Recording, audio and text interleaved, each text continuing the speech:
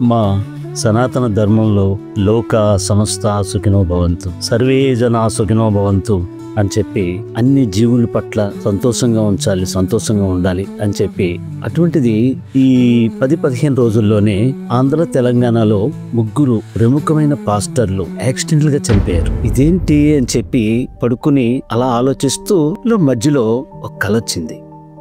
ఆ కల్లో జీసస్ వస్తున్నారు. ఇదేంటి, నేను కట్ట హిందూ ఈ నా దగ్గరికి వస్తున్నారు ఏంటని చెప్పి ఆశ్చర్యంగా చూస్తున్నాను. చూస్తూ ఉంటే దగ్గరికి వచ్చి, నాయన ఊహించినది నిజమే, నేనే జీసస్ని అని చెప్పి ఆయన చెప్తున్నారండి. నేను నా శిష్యుల ద్వారాగా చెప్పింది ఏంటంటే, నశించిన ఇజ్రాయిల్ కొరకే నేను వచ్చాను అని చెప్పాను. అలాగే భారతదేశానికి ఏ దేశానికైనా వెళ్ళండి, భారతదేశానికి వెళ్ళకండి అని చెప్పాను. ఆ థోమస్ అన్నాడు కేరళలో మొదట వచ్చి నాకు ఇంత చెడ్డ పేరు తీసుకురావడానికి కారణం అవుతున్నారు వీళ్ళందరూ. ఇప్పుడు చాలామంది పాస్టర్లు అన్య మతస్థులైన ఆ అన్య దేవీ దేవతల పేర్లు కూడా మీరు ఉచ్చరించకండి అని నేను నా శిష్యుల ద్వారాగా చెప్పిస్తే బైబిల్లో. కానీ వీళ్ళు నా యొక్క గొప్పతనం గురించి చెప్పండి, నేను చేసే మంచిది చెప్పండి అని చెప్పంటే, వీళ్ళు అది పూర్తిగా తెలుసుకోకుండా వాళ్ళు ఏం చేస్తున్నారంటే, వాళ్ళ పూర్వీకులు అక్కడే పుట్టారు, వీళ్ళు అంతా వాళ్ళ హిందువులు దీంట్లో ఉన్నవాళ్ళే, అన్యులే. కానీ ఈరోజు వాళ్ళ దశంభాగాలు మంచి ఫేమస్ అవ్వాలనే ఉద్దేశంతో ఆ రామయ్య గురించి, ఆ సీతమ్మ గురించి, ఆ శివయ్య గురించి నోటుకొచ్చిన విధంగా మాట్లాడుతూ మా కూటమి సభల్లో వాళ్ళకి చెప్తూ ఉంటే పైనుండి నాకే చాలా బాధ అనిపిస్తుంది. అది వీళ్ళు నేను చేసే దాని గురించి అసలు ఎక్కడ చెప్పనవసరం లేదు ఈ భారతదేశంలో. అటువంటిది కాక నా గురించి చెప్పమంటే వీళ్ళు అక్కడ వాళ్ళ గురించి వీళ్ళకి ఎందుకు అలా కొన్ని చెబుతున్నారు.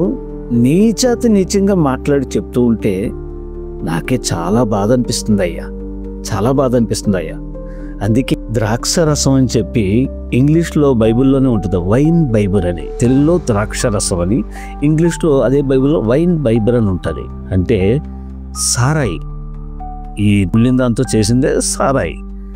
అది ఈ ప్రవీణ్ కొంతమందికి దశంభాగాలని చెప్పి అమాయకమైన హిందువులు కళ్ళు నెత్తి మీదకి వెళ్ళిపోయి అక్కడున్న అన్యమతస్థుల దేవీ దేవతలని కించపరుస్తూ తిడుతున్నది కాకుండా ఆ పేదవాళ్ళ రక్తాన్ని పీల్చుకుని నాకు చాలా చెడ్డ పేరు వచ్చినట్టు చేస్తున్నారు.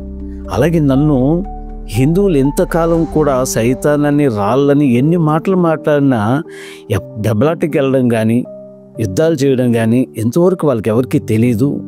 అటువంటి మంచోళ్ళ దగ్గరికి వెళ్ళి వీళ్ళు ఈ విధంగా చెబుతూ నాకు కూడా చాలా చెడ్డ పేరు వచ్చినట్టు తీసుకొస్తున్నారు అని చెప్పి బాధ అనిపించి, నేనైనా ఇప్పటికి స్పందించకపోతే, నేనైనా ఇప్పుడు వాళ్ళపై చర్య తీసుకోకపోతే ఇంకా రాబోయే రోజుల్లో నన్ను ఇంకా నీచంగా నిందించి చాలా హీన స్థితికి తీసుకొచ్చేస్తారు వీళ్ళు అన్న ఉద్దేశంతోనే మొన్న ఆ వైన్ షాప్ దగ్గరికి వెళ్ళి ఆవిడ వైన్ తీసుకుని ఆడి బండి ఆడి మీదే పడేసి వాడిని తీసేశారు.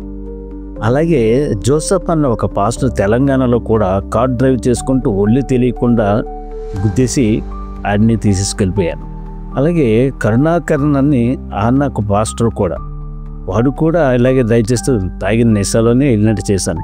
ఈ 10 రోజుల్లోనే నాకు చాలా బాధ అనిపించి ఒక్కొక్కరిని కూడా ఈ విధంగా నన్ను నేను రక్షించుకోవటానికి నా మీద పడుతున్న ఈ నిందను తొలగించుకోవాలంటే నేను అలర్ట్ కాకపోయినట్లయితే ఈ పాస్టర్లు ఇంకా నీచంగా చేస్తారని నేనే చేస్తున్నానయ్యా అని చెప్పి ఆ జీసస్ గారి కళ్ళలోకి నాకు కనిపించి చెప్పారండి. ఆహా, ఎంత బాగుంది కదా.